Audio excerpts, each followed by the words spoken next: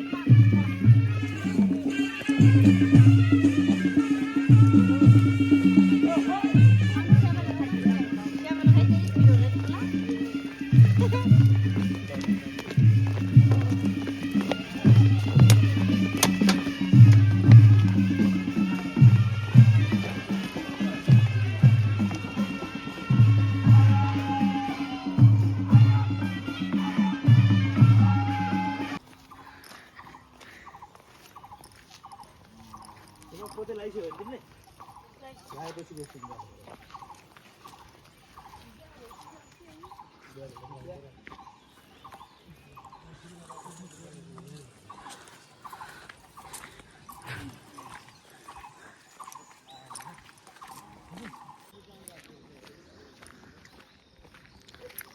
Hello guys, हामी चाहिँ कुपिन्डो सिरियलको सुटिङमा आएको।